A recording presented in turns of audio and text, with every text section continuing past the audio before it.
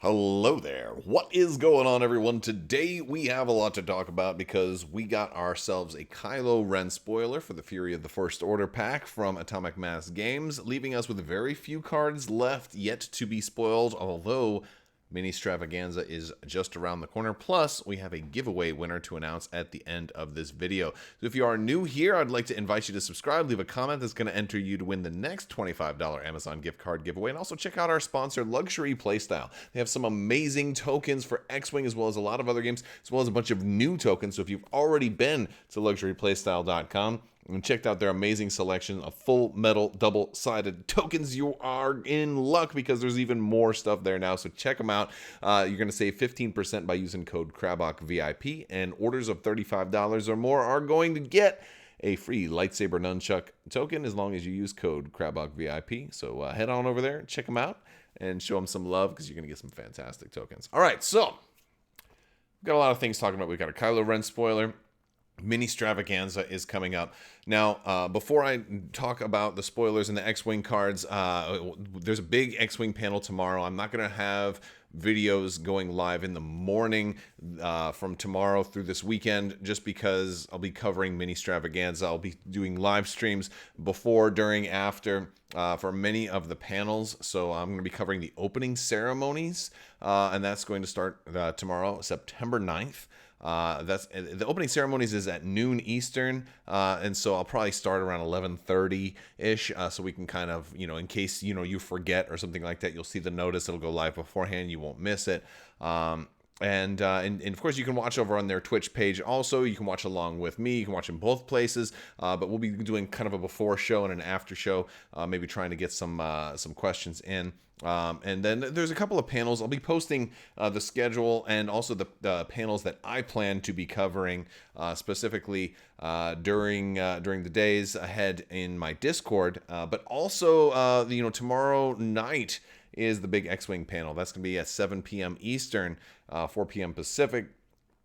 And that's where we're going to get a look at the Razor Crest, presumably, and maybe the mysterious final wave that came over from FFG or Fantasy Flight Miniatures. So we'll have to see if that happened. So we'll see if they kept it, if they changed much, or what they have to show us, or maybe they won't show us anything from that final wave. I only say final as in I believe that this is the last kind of handed off wave from the Fantasy Flight crew over to AMG before AMG presumably starts working on their own content for Star Wars X-Wing. So that'll be really interesting, and there's a lot of hype, a lot of rumors. Is it going to be, we're going to see Resistance B-Wings? Are we going to see the TIE Dagger, since that's shown up in so much of the art? I think I would bet on those two. But then what else after that? There's a lot of speculation, so I guess we're just going to have to wait and see. So all that is coming tomorrow, but we also have some cool stuff to talk about right now. So Kylo Ren, Initiative 5 in the TIE Whisper. He is going to have 3 Force recurring. He's going to have all the same stats that the TIE Whisper has, but he also has a pretty groovy pilot ability. So before an enemy ship in your bullseye arc is dealt a face down damage card, you may spend a Force. If you do, that damage card is dealt face up instead. Now, this is really incredible. I think now, obviously, it's got the huge limiter that they have to be in your bullseye arc, and of course, you have to have enough force to be able to trigger it. But with 3 recurring Force, it's not that unreasonable that he has a pretty good chance of being able to do that, especially with boost and barrel roll for repositional abilities. That's not a half bad potential there. And at Initiative 5, you might not be able to get everybody, but he's definitely going to be getting some stuff.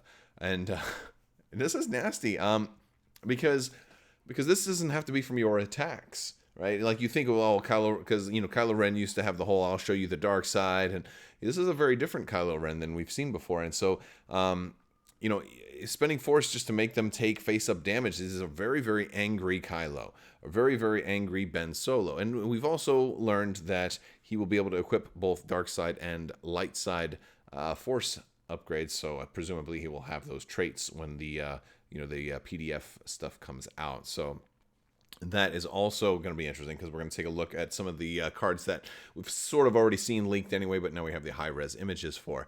But this can be from your other allies damaging the opponents that happen to be in your bullseye arc.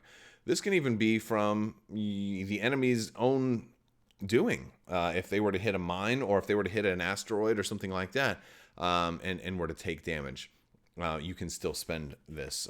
So a lot of ways to trigger this particular ability. This is a pretty nice ability. It's going to probably cause a Kylo Ren to kind of go overloaded on the Force if he has the golden opportunities to use it. I think this is something you'll want to use more often than not, especially on those high hull targets. On like maybe you're going after the Millennium Falcon, or you bring this into epic play and you're trying to take down one of those big old capital starships. Then there's all kinds of really great opportunities to use this new ability on Kylo Ren. So I think it's pretty cool. Again, being able to take both dark side and light side, we have the twin cards. First of which is Malice. It's not really twin, like it's not double-sided, but we have Malice, which is a dark side ability. While you perform an attack, you may spend a Force to change an eye or a hit result to a crit. If you do, after you perform that attack, if the defender was dealt one or more face-up pilot or crew damage cards, recover 2 Force.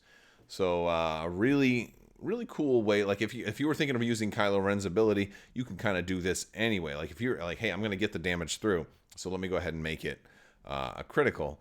Or if you're pretty sure you're going to get the damage through, go ahead and make it a critical anyway.